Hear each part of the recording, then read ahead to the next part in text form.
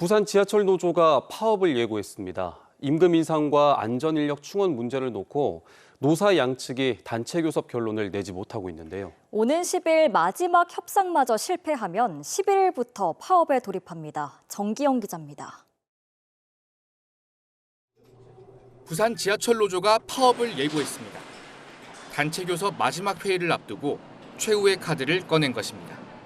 최종 협상이 결렬되면 11일 첫 차부터 파업이 시작됩니다. 쟁점은 크게 두 가지, 임금 인상과 안전인력 충원입니다. 노조는 4.8% 인상에 최소 63명의 안전인력을 늘려야 한다는 입장입니다. 특히 법적 인력이 있습니다.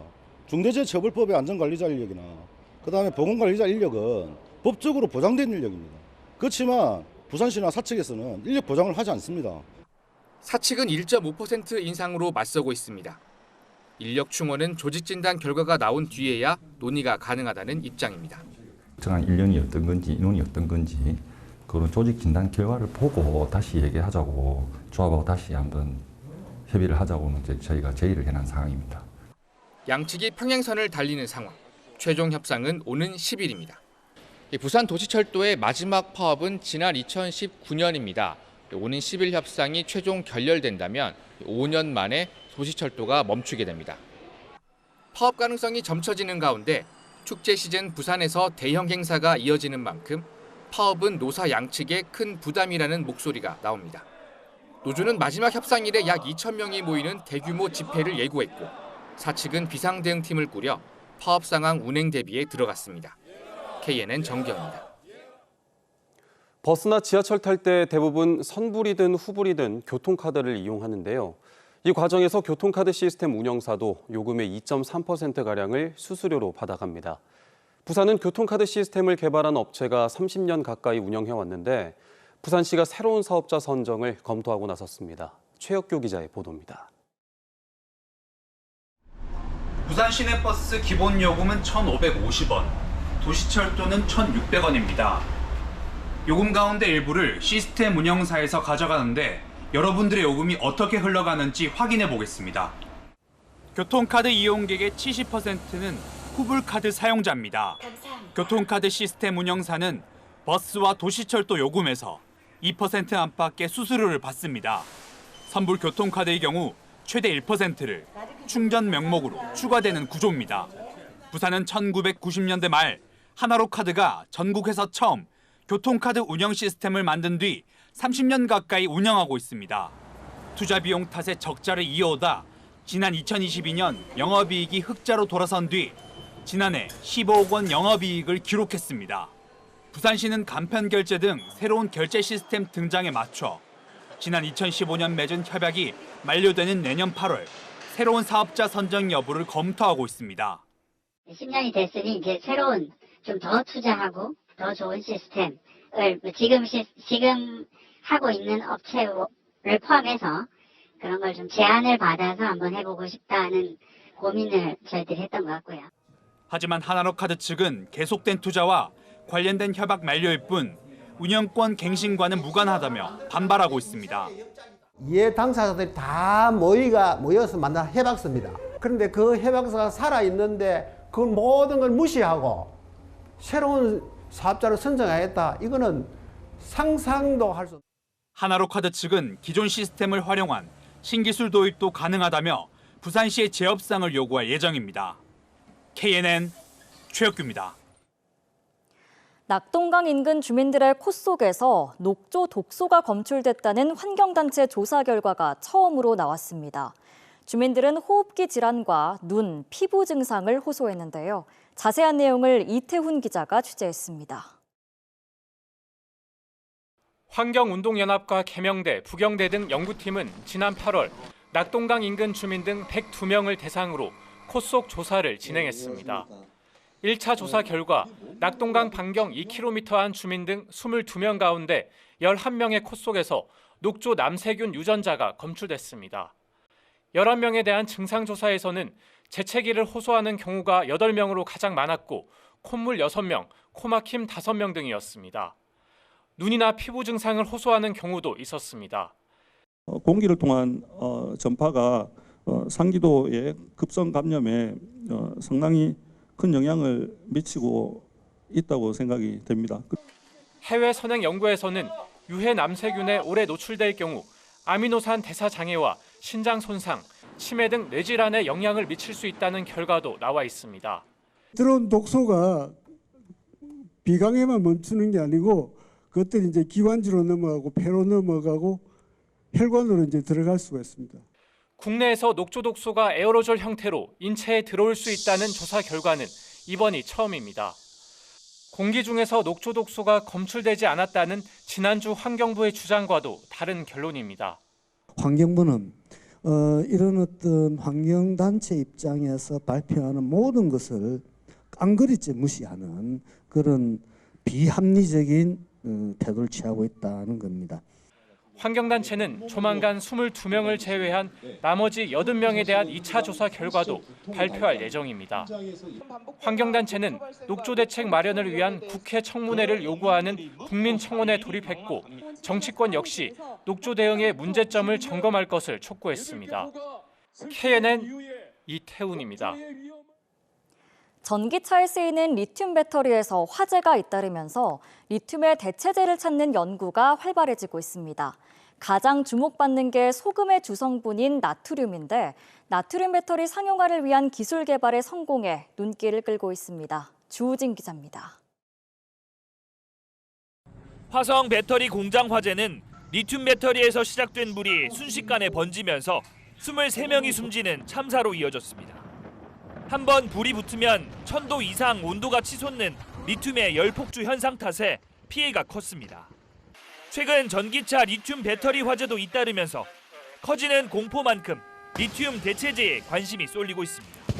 가장 주목받는 건 소금의 주성분인 나트륨입니다. 폭발의 위험이 낮고 바닷물 등에서 구하기도 쉬워 값도 싸기 때문입니다. 전기화학적 안정성이 리튬이온 전지보다 높고 고속 충망전에도 유리하고 낮은 온도에서도 작동이 잘 된다는 등 여러 가지 장점들이 있습니다.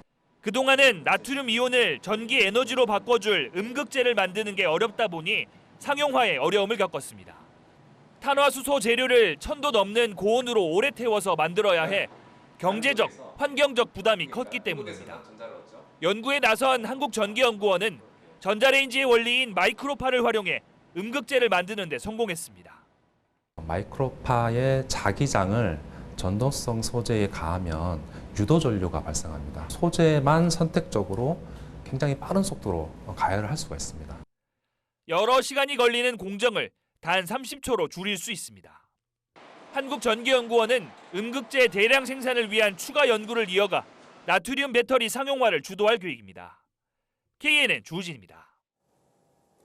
부산 롯데타워가 다시 건물 디자인을 바꿨습니다. 내부 배치도 바뀌면서 설계 변경이 추진되는데 롯데와 부산시 모두 올해 안에는 절차를 마무리하겠다는 계획입니다. 이 소식은 표준규 기자가 보도합니다. 새로 나온 부산 롯데타워 디자인은 외벽 윗부분이 매끄럽게 바뀌었습니다. 호텔 쪽 4, 50층대에는 외부로 노출된 지점 2곳이 새로 나타났습니다. 60층 위 최고층문은 외곽 울타리가 사라지면서 실외 전망대가 드러났습니다. 호텔 부대시설은 2개 층, 호텔은 1개 층이 각각 줄었고 63층부터 67층까지는 걸어서 오를 수 있도록 설계됐습니다. 이렇게 설계 변경이 진행되는 가운데 현장 작업은 계속됐습니다. 올 3월부터 공사는 재개됐지만 지하 램프 구간부터 시작되면서 눈으로 확인하기는 어려웠습니다. 하지만 지금은 제 뒤로 보시는 것처럼 지상 1층 콘크리트 타설 작업이 본격적으로 준비되면서 부산 롯데타워가 제대로 진행되고 있다는 걸 직접 확인할 수 있습니다. 롯데는 공사는 공사대로, 행정 절차는 절차대로 서두르겠다는 입장입니다.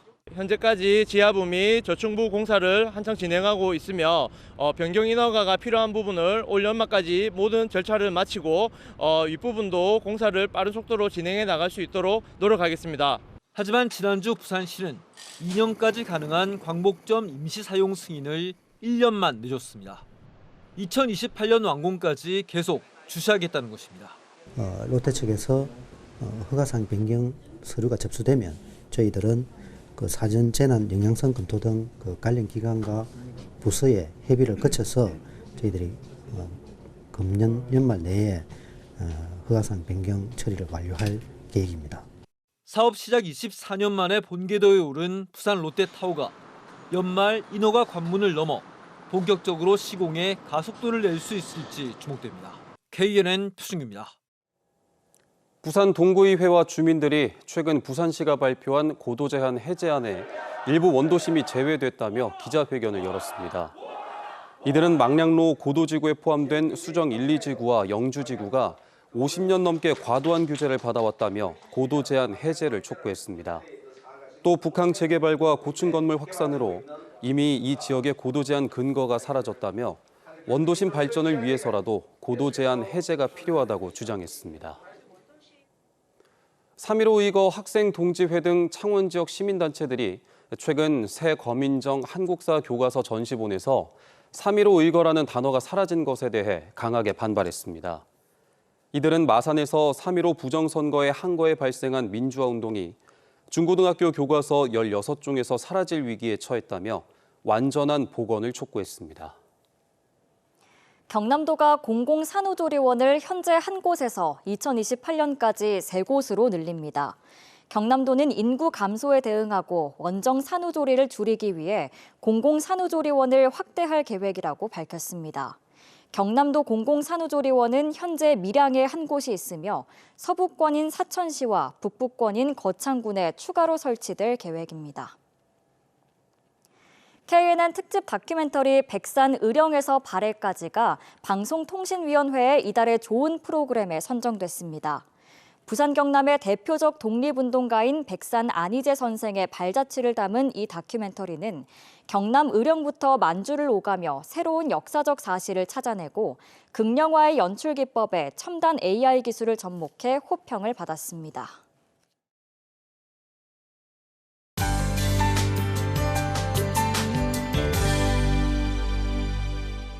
오늘 가을비가 내리면서 종일 선선함이 감돌았는데요. 동풍의 영향으로 부산은 내일도 낮부터 밤 사이 가끔 비가 오겠고 양은 5mm 안팎으로 적겠습니다. 내일은 차가운 이슬이 맺힌다는 절기 할로입니다. 할로윈 내일도 아침에는 쌀쌀하겠지만 낮에는 평년 수준을 회복하면서 온화하겠습니다. 오늘 부산의 낮 최고 기온은 20.8도에 그쳤는데요. 내일은 25도까지 오르면서 오늘보다 4도가량 높겠습니다. 내일 동쪽 지역과 제주도는 비가 오락가락 내리겠고 그 밖의 지역은 가끔 구름만 지나겠습니다. 내일 진주의 아침 기온은 13도, 거창은 10도 선으로 오늘보다 더 쌀쌀하게 출발하겠습니다.